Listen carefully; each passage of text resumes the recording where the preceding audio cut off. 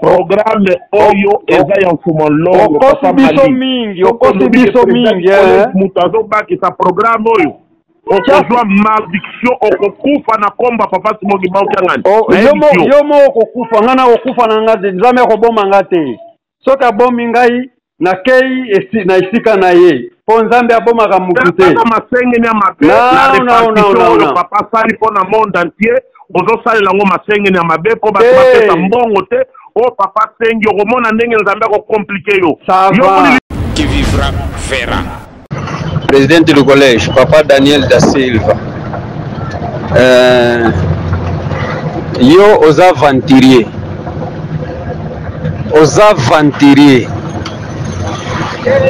Po ozoloba na yo ke ngai naza libanda lingomba nakota na église te 3 ans. Lingomba ngo ya tata na yo qui vivra verra.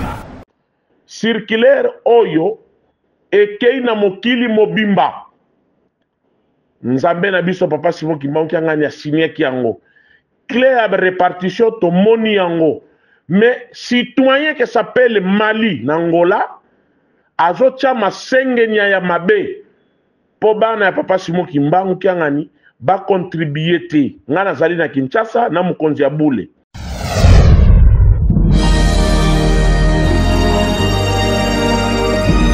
La vérité, écoutez Kalabele, la vérité.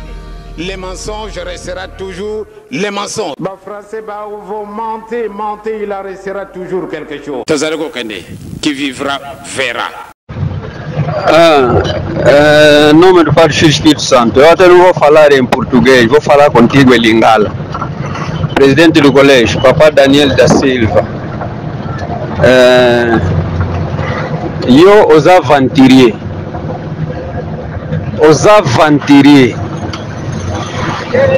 Po ozoloba na yo ke ngai naza libanda lingomba nakota na église te 3 ans. Lingomba ngo ya tata na yo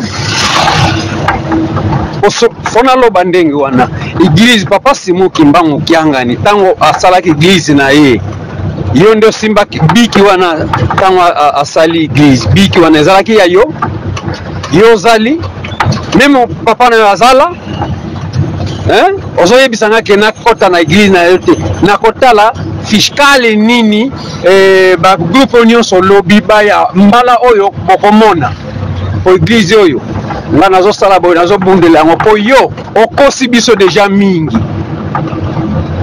vosana mwe serio yo za mutu akimia te kumwe serio ko yo zali oza ouvert te yo okosaka yo administration ya papa fezala na destinative nga nalobi ke bato bapesa te fo totala va topesa po tozondima yo lisusu te sikozoloba pe na yo espèce yango to yo opanzi lisusu na ngola nga olongolanga pembeni na yo poeni mpona baverité mpona bana komona makambo bana kosala sikozolobisa pe nakotala bango nyonso koya na mutu na yo. Você é muito aventureiro, Papa Presidente do colégio. Eu vou falar em Lingala porque é para chegar lá. Pô, muito te a lobby, tô pensando bongo te. Bolanda ba audio. Presidente do colégio.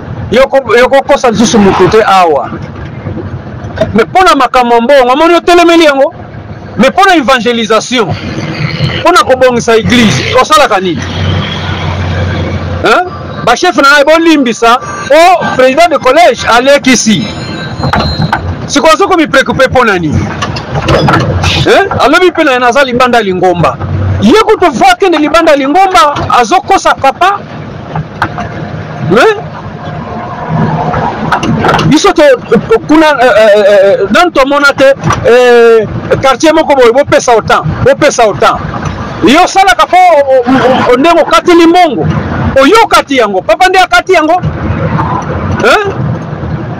souffrance mbongo oyo omemaka kendaka na poche na yo oyebi esika nini ebimaka ozo loba pe na yo ke naza trop za libanda lingomba ngo ya yo kinkole hotelemaka mwana nkole yo za mwana nkole tata na yo azalaka nkole ndaku tunakenda kasho nalala déjà 3 jours na kati ya kasho mpona makambo ya église. Papa Simon Kimbangu kena nayebi yango na solo na etango nazala na kasho. Yo papa asufrara na nini? Bafala contigo asufrara na nini? Kasho ya kenda eza kasho ya Lingomba oyo telemaka mwana Angole tala okeba nazokebisa yo tango koya tokotala nga na yo na kindoki okozwanga te po Papa Simon Kimbangu aza po na yo te omoni sikozono nazali na esika mokonzi ya bule azali ombri yebiso yolinaka ye Papa président du collège yo penza Papa Simon Kimbangu kengana yolinaka ye osalelaka ye na solo bauto zwa yo sikoyo lalaki na église te bapesi yo bana ko lala wapi yo ndio za fantirie donc tala yebisa batu na yo na côté na église baye yo jour wana soko kozala na église okomona soki okozala te okoyoka lupango ya yo pesa déjà 1000 kwanza po bafutela lupango oyo kumweki oyo tofutelaka yo ndio opesaka mbongo utaka na poche na yo tala